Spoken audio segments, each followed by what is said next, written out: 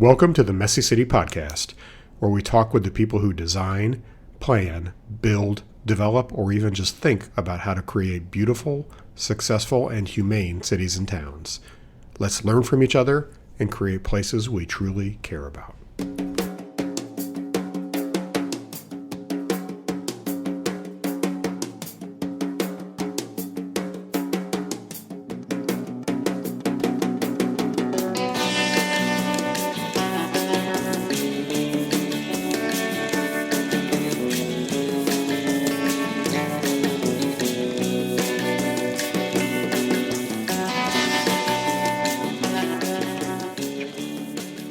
Welcome back to the Messy City Podcast. This is Kevin Klickenberg. We are remote and live today from Springfield, Missouri, and happy to be invited to come down here to ULI, Southwest Missouri's Impact Summit, and especially happy to run into my old friend Chris Elisara and John Paget, who I don't really know, but together they have a film company, and they've made a new film about Route 66, which we'll talk about.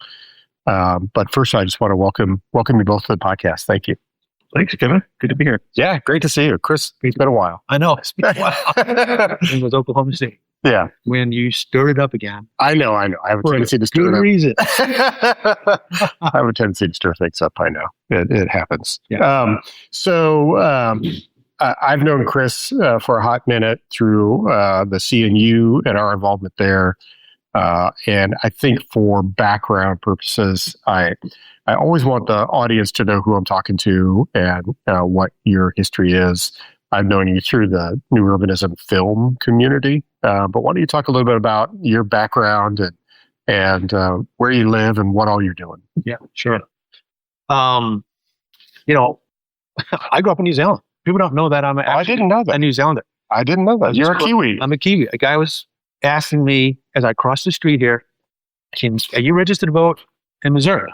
I said, no, I'm not a citizen. He said, well, that answers that question. He just let me go. Yeah, so I'm a Kiwi. Grew up there, but I came to the United States to go to grad school.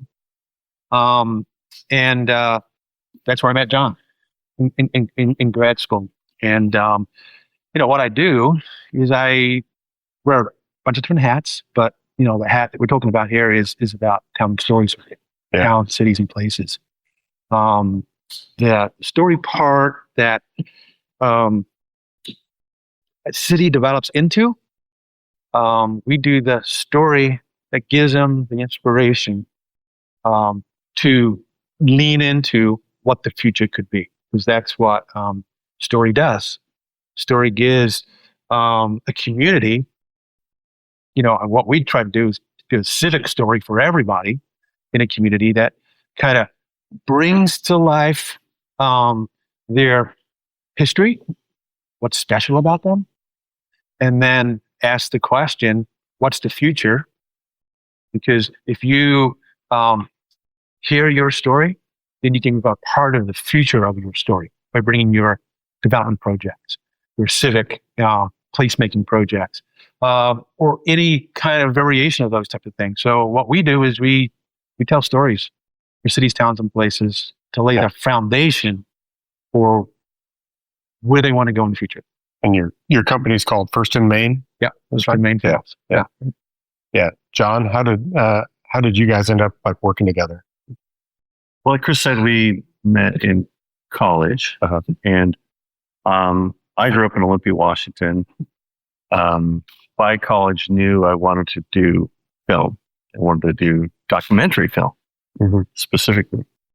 And so I was already doing that kind of work and connected with Chris and found it to be good collaboration. Yeah. And my first documentary film project was on Route 66. Really? Yeah. Back in 1994. It's kind of fresh out of college, and bought this old Cadillac and headed out on the road to do a film on Route 66. It's like the great American dream. Right there. It was incredible. And that was mid-90s. And that was right about the time that people were rediscovering Route 66. He was born in 26, and then we're here in Springfield celebrating this is the 100th anniversary weekend of it giving its name. But in 1984, it was bypassed. By 85, it was officially decommissioned. And then people started realizing what they had lost, and they started a movement to kind of recover it. So I was coming in to make that film right about that time, the early stages of what we now know has been a renaissance of the historic Route 66 movement, and renaming it, putting the shields back up, and towns leveraging that to rebuild and revitalize. So most people Route 66, they think open highway, hit the road, cruise through the desert. And that's kind of what I expected, was a road of nostalgia. But what I found was a road that winds its way through the heart of every little town, through the town square with the county courthouse, through the historic commercial corridors. And I discovered all these towns that were struggling, trying to revitalize. Some were dead. I mean, just ghost towns. And I became really intrigued by the story of these towns fighting for their life and their own comeback. And that's the story I told in those early films. And that's what hooked me from then on, really, to sort of develop it led to a whole creative journey of telling these kinds of stories, underdog stories about underdog towns and cities and comeback cities. So that sort of led to our interest in placemaking and new urbanism. So I was going to ask you how you got hooked up. So Chris and I just naturally transitioned to that, and it really was Route 66. I mean, I got so hooked on this that I went looking, after Route 66 and telling that underdog comeback story of those towns, I went looking for what's the most underdog city in the world that I can find and go do films in. And the answer was Buffalo, New York. So I'm the only person that took Route 66 and wound up in Buffalo. But yeah, we did a bunch of films there, and we found our niche and our passion in telling stories in film about places in ways that can help them reimagine, revitalize. Yeah. And then in the course of that, and we began, we entered a film contest that Congress for New Urbanism had, and won the only film contest they've ever put on. We won. Yeah. And by virtue of that, we started attending there and working with the principals and founders of CNU, doing films with them. So we really have done a deep dive into this fusion of where filmmaking meets placemaking. And then along the way, does the New Urbanism Film Festival, that was something you set up then, or is that already in place before you? Yeah, that was an interesting story because John's got a brother called Josh. And Josh... Don't be confused. That's right. Josh and John. Josh and John. And then you can't see, listeners, but John's a big guy, and Josh is also a big guy. So they take up a lot of space in the room. But also, they're brothers. And he did a theater degree. And he was managing a theater. And he came into New Urbanism through conversation and living in downtown LA and seeing issues that he could work on in terms of transportation, became a bike advocate and that type of stuff. And because he was in theater and his brother was John, he said, I can do something in addition, and I can use my theater to tell stories and films that John and other creators are making. So that's how the New Urbanism Film Festival came to being, through Josh's idea. I want to do something. I got some things I can put together, and it's never been done before. I'm going to do it. It's really niche. It's a small type of, subject matter. But, people wouldn't think you'd like to do a film festival around a little kind of theme, but he did. And that was the start of the film festival. It's been going 12 years. Yeah. So it's, New Urbanism Film Festival. And people say, are there that many films about New Urbanism? Yeah. But when you think about all of it's really about place and placemaking. And there are a lot of films about that, it turns out, because people care about this stuff. Yeah. And in recent years, we rebranded and renamed it Better Cities Film Festival. And the reason for that was pretty simple. The CNU chapters were it's a traveling film festival. You bring it in for a night or a weekend to your town. And that's how we have impact.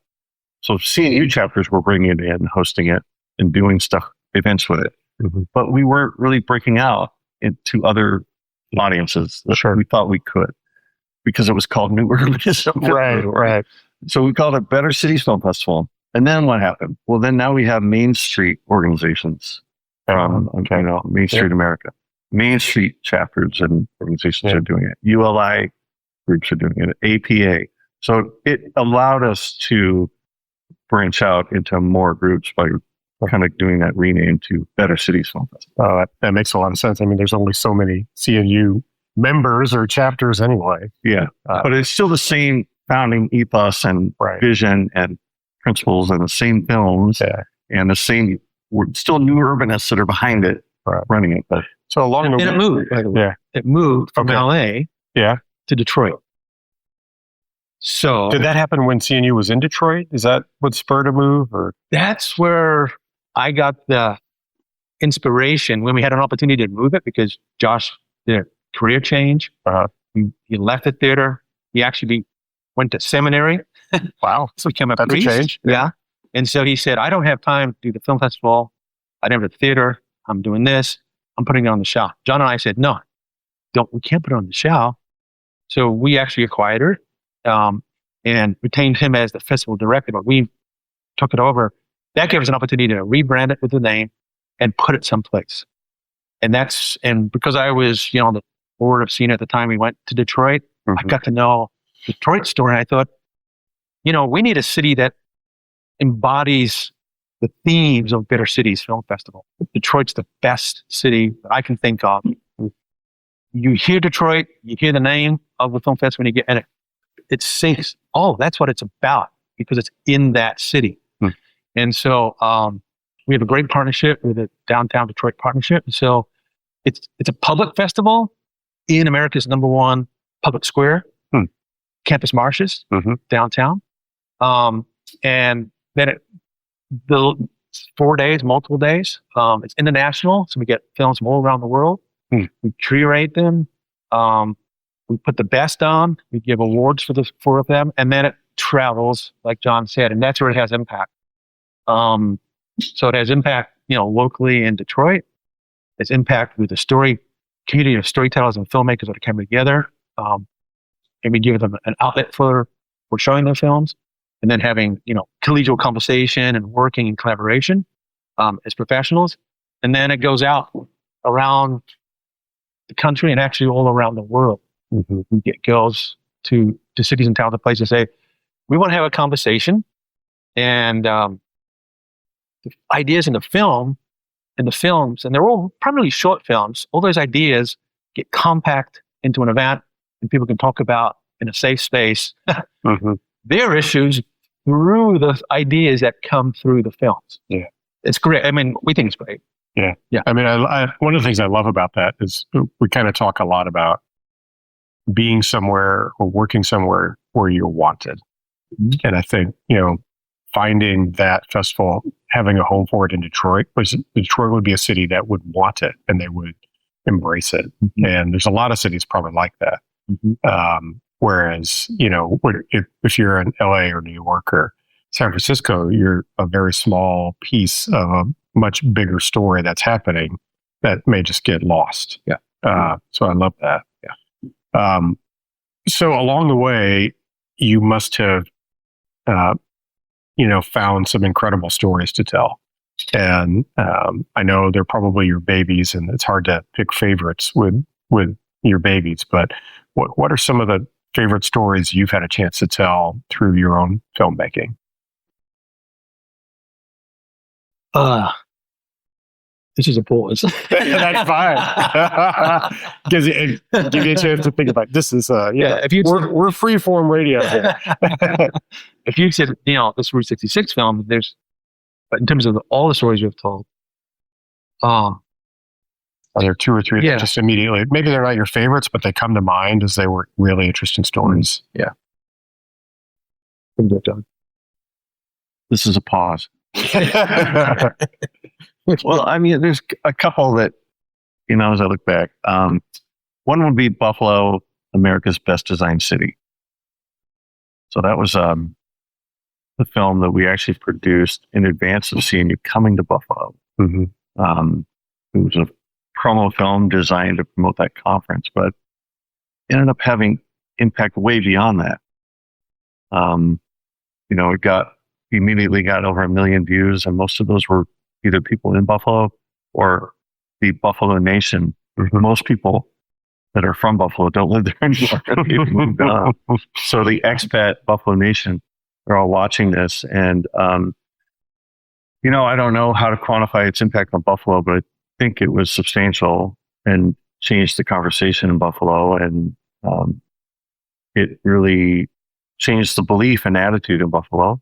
And I think it demonstrates what storytelling can do for a community, especially a community that has been traditionally down on its luck. Mm-hmm. So that one was, that one sticks out as a milestone and kind of the work that we've done. Mm-hmm. Another one was Seaside.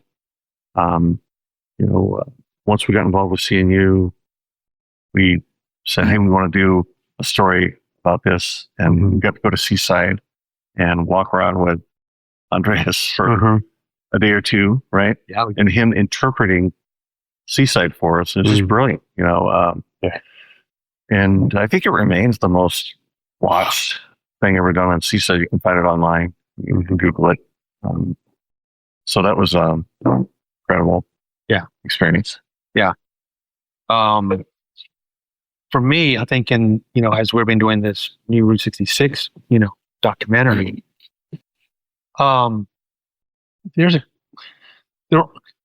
all our favorites, but I'll just highlight one. This is the highlight. Yeah.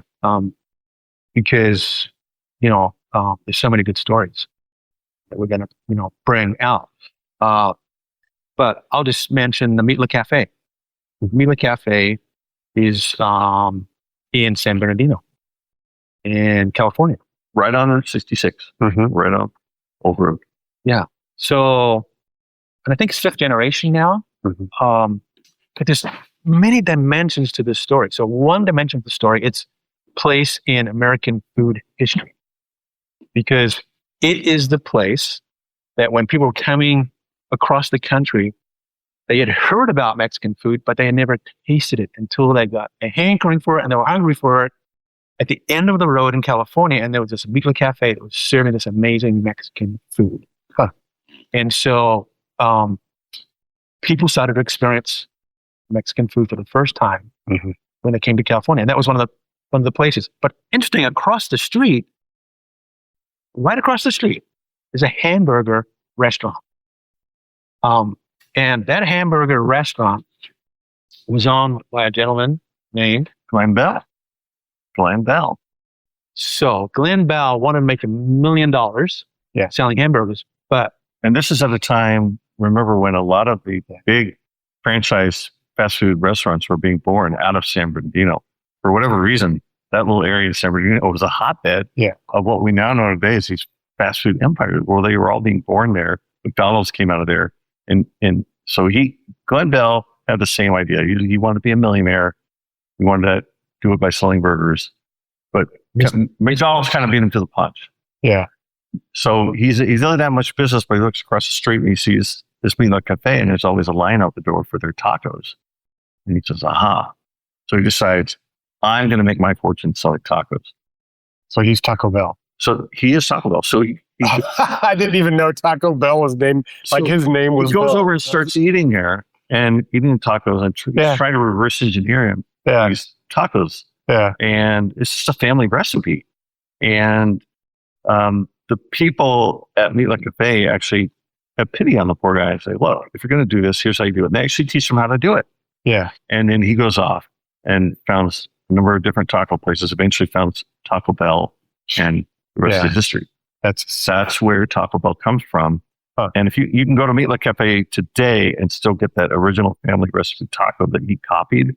And it's like going back and experiencing the true source before it was watered down and diluted by a million, compromises and scaled. Right. Like, and it's so good. Interesting. When you get the original, but you can kind of see the relationship between that classic Taco Bell taco and that original family recipe. Fascinating. All right, now I've got to go. Got to try that. You got to try it, absolutely. Yeah. And if you go to the Taco Bell website, they now honor that story and that relationship. Good.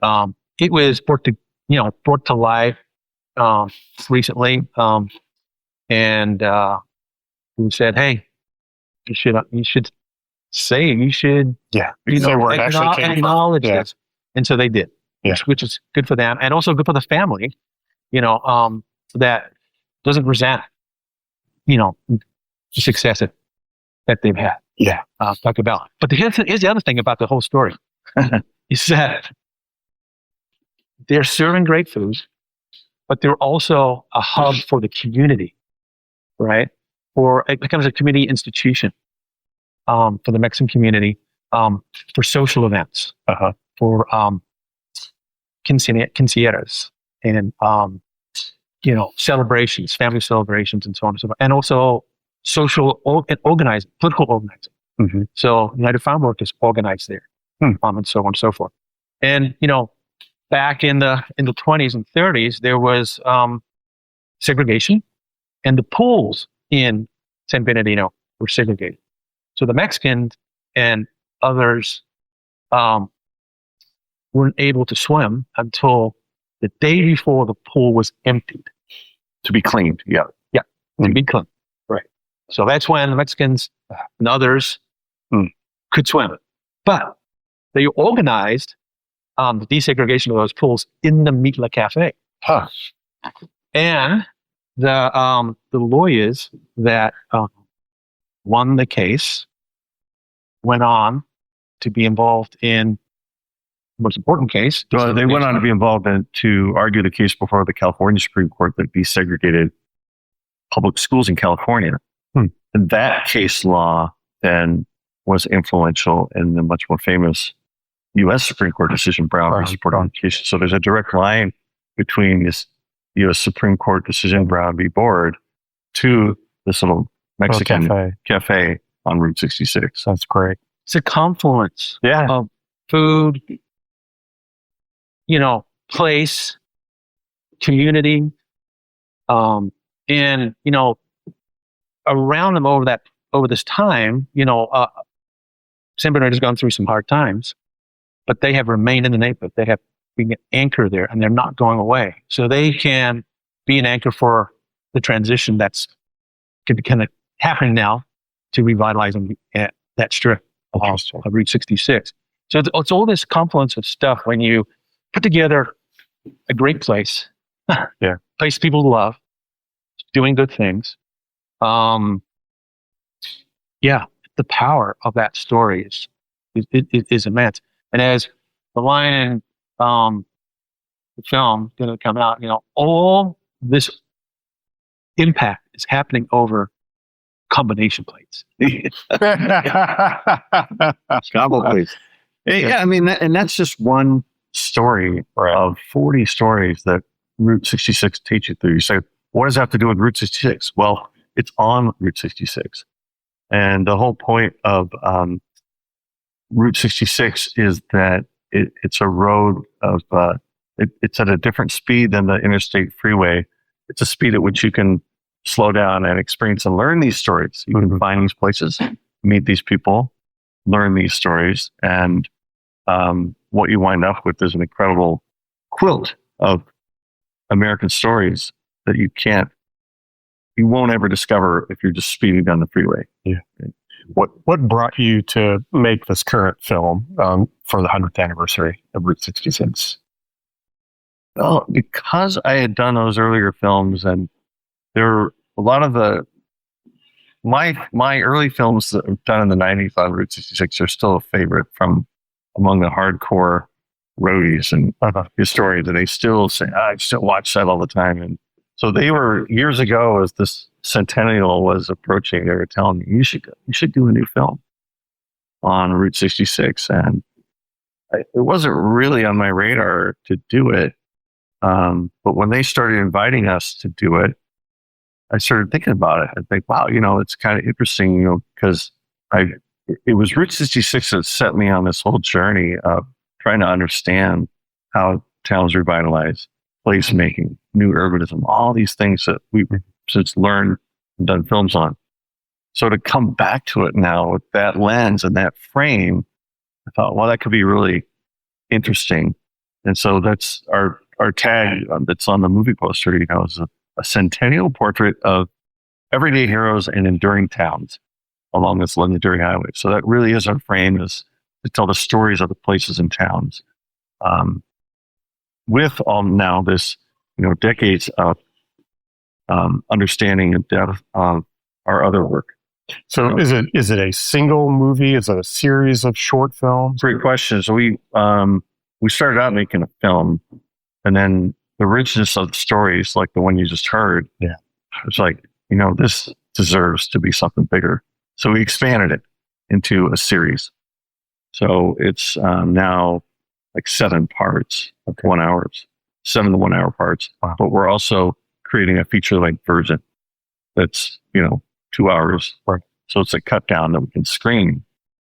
But it's kind of two projects now related. But yeah.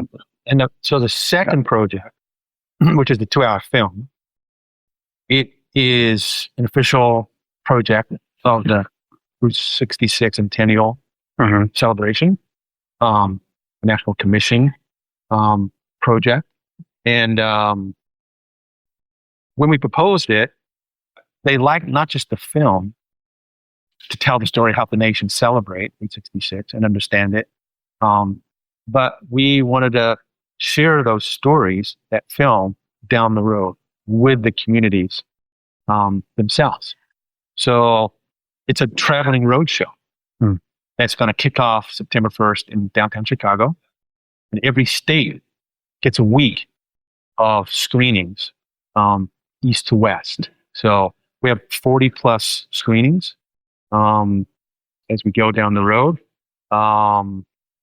And, every day pretty much, except you may take a Monday off, but it'll be every day in a Sark Theater or a venue down Route 66, ending in Los Angeles Theater, which is another great story, November 7th. Yeah. And then the TV series would be PBS. So national PBS is going to pick it up? We don't know. I mean, it'll go national one way or the other. There's lots of avenues to how you do PBS. So that remains to be. Yeah. Okay. So one of the things I learned this morning, one of the morning presentations, the guy who runs the local theater, was that when Route 66 opened or became a thing, that there were lots of these theaters that popped up in cities and towns all along the route that may not have existed before, but were created as entertainment venues for people as they were traveling across the country. I never really thought about that before, but travel was slower. Route 66 was probably a massive improvement for what people are used to, but it's still slow compared to the way we travel now. And this was, I guess, in the early film age. And there were all these theaters that you could stop and just pop in, and they had films that you could go see. Sort of a fascinating deal. And like the local one here at Springfield probably has a story like a lot of those, where it really thrived in the early decades. And then by 1980, business was so bad that it closed. It was closed for a long period of time, threatened with demolition. Some local people stepped in to save it, renovate it, and now it's being used as a performance venue again. But there must be a bunch of stories like that up and down the highway. There are, yeah. And we're featured a few of them. The Rialto in Joliet, Illinois, is an amazing theater. The Chemo in Albuquerque. The Coleman Theater in Miami, Oklahoma is an incredible story. And the Los Angeles Theater in LA. The Coleman Theater is interesting because it's in this little town called Miami, and you would never expect to see a vaudeville cinema, movie palace in this little dusty, town. And you go in, and the reason why is there was like a guy who made a fortune in zinc mining, and he was into entertainment, and he wanted to build that for his town. Mm-hmm. He wanted, what was the big major touring vaudeville show at the time? He wanted, he was asking for the major tour to stop in Coleman. And they said, well, we'd love to, but you don't have theater that can hold us. Yeah. And he said, well, don't worry about that. Put us on the schedule for next year, and I will have you a theater. In 330 days, he built this thing.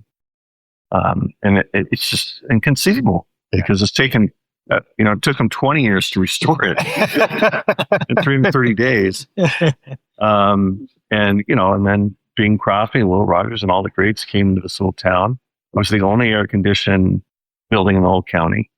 Got this town through the Depression. Some shows were cheap as 10 cents. So it really meant a lot to the community. So later on, when the Coleman family couldn't keep up anymore, they gifted it to the city. And the city, it was in bad shape. The city didn't have the money to do anything, so they're going to tear it down. And they announced plans to demolish it. Well, the community rallied around and said, no, you can't tear this Coleman down. So they created Friends of the Coleman. Total grassroots effort. Took 20 years to restore it, 10,000 volunteer hours. The guy told me, it's been open for tours all through this. They've never closed it. It's always been active, even during restoration. They've had shows. So he told me that they put out a little bucket on the front counter, and the restoration has been partly powered by Route 66 tourists who come down Route 66. They stop and want to look at the Coleman, and they drop $1 in the bucket. He said, we never know how much we raised in that bucket, because every time there was $11 accumulated in that bucket, a volunteer would take it, run down to the paint store, and buy it a gallon of paint, because that's how much a gallon of paint costs. And they paint the next thing with that gallon. That's just how it went. So it was literally powered by incredible. Yeah. So we were there filming, and they were having youth theater night. So you have the youth from the community down there performing on stage, the same stage that, legends have performed on. Incredible. Yeah. Yeah. What is it? What do you think it is about Route 66 that captures our imagination and interest so much? It's hard to say, right? It's because there's been so many serendipitous things that happen to sort of charge it with this magic. Yeah. And you could almost say one of the first things that happened right here 100 years ago yesterday, which is the guy's name. Because when they first laid out the road, it was from Chicago to LA. It was supposed to be Route 60. I don't know if you know this story. No, I don't. Go ahead. All right. So they were before numbered highways. We had this weird collection of just scattered roads, and it was a mess. So the federal government said, we need a system of numbered highways to really organize this, rationalize it. And so the major highways going east to west were going to be, end with a zero. Mm-hmm. So different regions fought to have 20 go through them, or 30. Yeah. So the guys that were trying to organize the Chicago to LA road, it was originally going to be Route 60. But the governor of Kentucky raised hell and said, I want Route 60 going through my state. So that was holding things up. So they had to do something. And they were meeting right here in downtown Springfield at the time, the State Highway Engineers Conference. And so they said, okay, we have to pick a different number if we want to get this through and be on board. So they could have picked 62 or 64, but somebody had the idea of 66. And I think, they almost struck upon it maybe without realizing what they had done, the power of those numbers. No one can answer this, but would Route 66 even be what it is today if it had been called 60 or 62? I don't know. It certainly wouldn't work as a song. Right. So, yeah.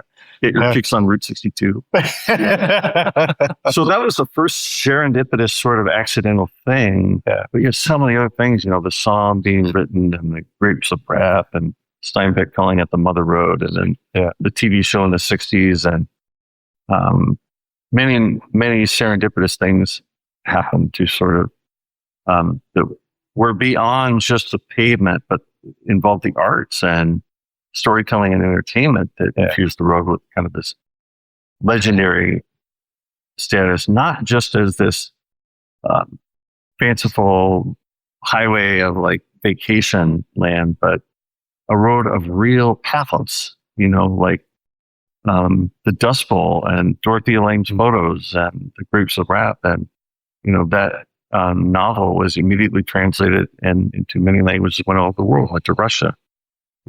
John Ford's movie adaptation went all over the world. So all over the world, you have refugees, you have people in hard times that are watching these stories, and they're all, Route 66 is the path of flight. It's fascinating to look at Steinbeck's Grapes of Wrath in Russian, because when there's that great chapter where he talks about Route 66, the road of flight, 66, the mother road, 66. And on the page, you see the Russian, but you see these numerals, 66, 66, and it's like iconic. Those double sixes. Yeah. And it went all over the world this way. Yeah. It's fascinating. Part of it obviously ties to the emerging fascination with the car in that era, but also just I think there's the longstanding American desire for exploration and adventure. And I wonder how much of that was what captured people. Totally. Because it coincided with the popularization of the automobile at that time, where we made this sudden transition from mostly horse-drawn carriage to the automobile, and Henry Ford making it affordable to everybody. A school teacher could now afford a car. The guy working in a blue-collar job could afford a car. Right. And you have to remember, I think the stat was at that time, early 1920s, at that time, most people lived their entire lives and never ventured 50 miles from home throughout their entire life. Then the automobile comes. It totally changes that. It explodes. Yeah. And that, so when that exploded, the government said, okay, we need paved roads, and we paved the nation, and we haven't stopped. And, Route 66 is kind of a victim of its own success, because it's just the demand to explore, travel, and drive cars led to, we as unfortunate as the interstates are, we almost had to have them. Route 66 was obsolete. It was too narrow, 2 lanes. So yeah.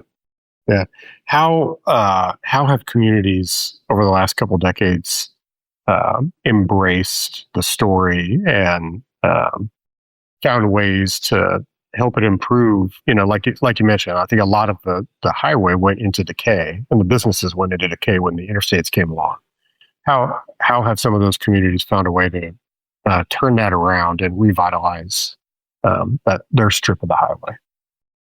Well, that's a great question, and I would encourage your audience who's interested in those questions to take a trip down 66 or watch our film. But taking a trip is like a linear living laboratory of towns recovering from being the one industry town that failed. We all know about the factory town. The factory closes. What do you do with the one industry town? Well, for so many of these small towns, they had one industry, which was that constant, 5,000 cars a day going by their doorstep. Yeah. And then one day that got shut off. And they're still recovering to this day. Some better than others. Do you have any stories you want to that come to mind on that one? Yeah, every town does it differently, in the sense that, they're different places, different histories, different geographies. And so, some things are just not going to translate from town to town, except for, some underlying things, which is find out what your assets are. What is special about us, and build out that, build stories around that, and lean into those things. Also in terms of the 66 piece, there's a danger that at 66 is coming back, that they kind of lean on it too much. It becomes another, one industry thing. So that is not going to be helpful as well. So I think you need to,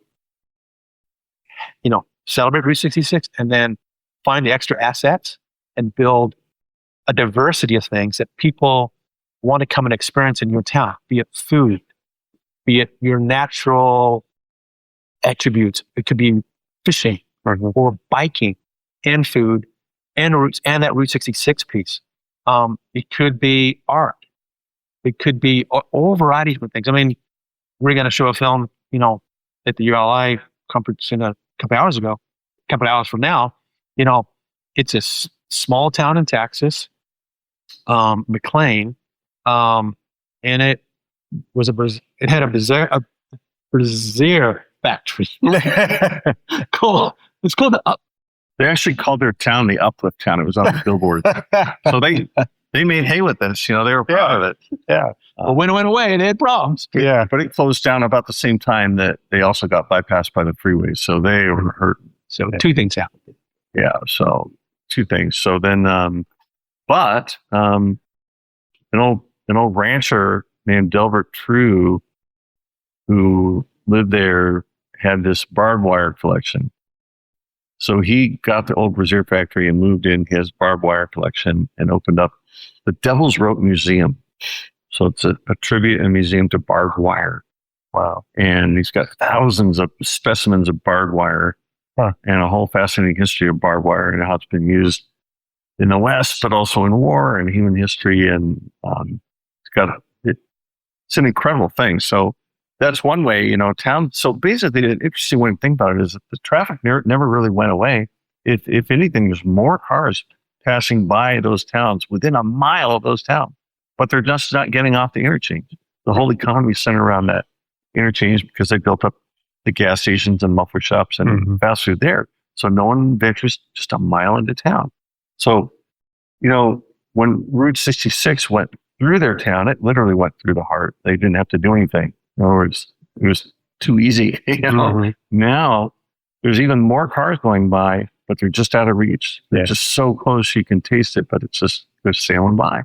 So the challenge for all of them, I think, is how are they going to lure some of those travelers and just get a fraction of them to come downtown, to come into the heart of the town, eat at a local restaurant, go to an odd museum, see a beautiful old county courthouse. You have to look at your assets and start really telling your story aggressively and building that because it's there. The cars are still going by. They're just now you have to bring them in. Yeah. I mean, because the thing about it is Route 66, can't just be a nostalgic trip backwards. It needs to be honor your past, honor Route 66, but build it for the future as well. So it needs to have some diversity of other things, a unique museum, and some good restaurants, and some other types of things. Brings people in. Yeah. So these the successes that we're being able to see, it's that innovation, it's that grit and determination to make a stand. I'm going to invest here because they see what others don't see, and but it's going to take time for what their vision is to come to a reality. But if they stick 5, 6, 7, 10 years, it blossoms and it becomes a thing. So take a stand. That grit is important. I think it's part of what the 10 round stories. Yeah. That we have. We're going to show, again this afternoon, tonight, story of Winslow, and that's a La Posada Inn. Where proprietors there said, we're gonna bring this old RV house train depot back to life. Totally nuts idea. It was completely, dilapidated place, but they took a stand there, and now it's an historic, restored, global, jewel. Mm-hmm. And people come from all over. Just to be this. So those are some of the underlying things. That's correct. Yeah. So what's next for you guys? Post Route 66, what's on your plate?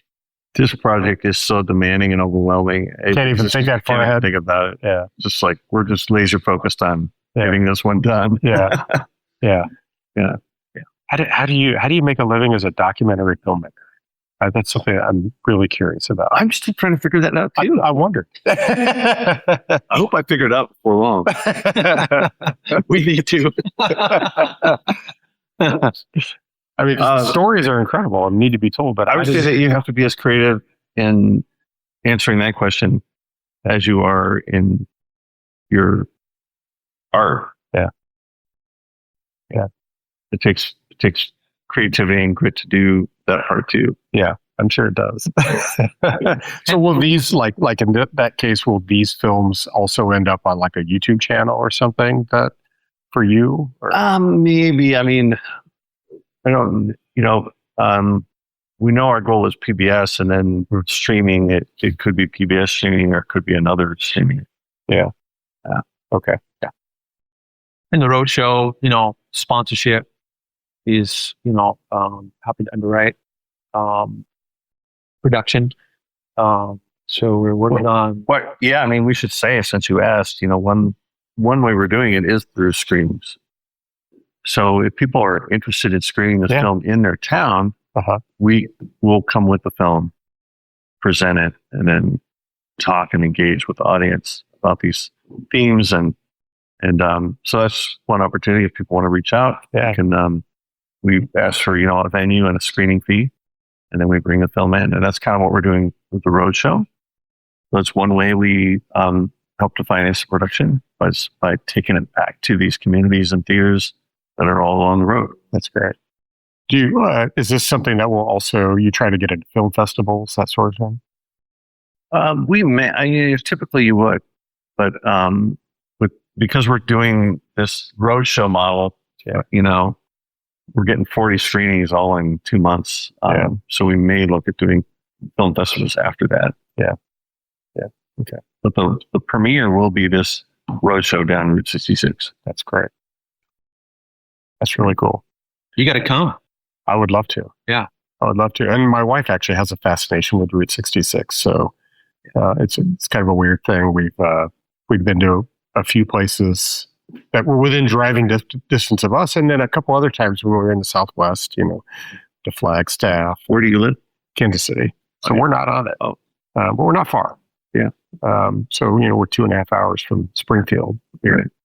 But we've been to Tulsa and Oklahoma City and, some other places that are along it. And it's fun and interesting to catch the remnants that are still there and to see places that embrace it as a part of their history.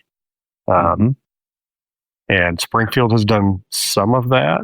I feel like probably could do more here, especially considering their importance in the history of the creation of it. Yeah. There's a lot to be done. I look forward to seeing it. I think it's going to be, I want to see all 7 of the 1 hour films. That sounds really cool. You'll deserve a medal. We can have a wonky. I mean, if somebody can sit down and watch a Ken Burns documentary, why not? Why not 7 hours of what you're doing? So, right? Well, it's still shorter than driving the whole road. That's right. All right. Well, Chris and John, thanks so much for doing this. For people who want to follow up and find you or find information about the films, where do you suggest they start? The website for the film is mainstreetofamerica.com. Okay. And what about your own company? firstandmainfilms.com. Do you have a website? So the website is firstandmainfilms.com. Okay, great. All right. Well, thanks for doing this. Great to see you again. Thanks, Kevin. All right. Thank you. Thank you.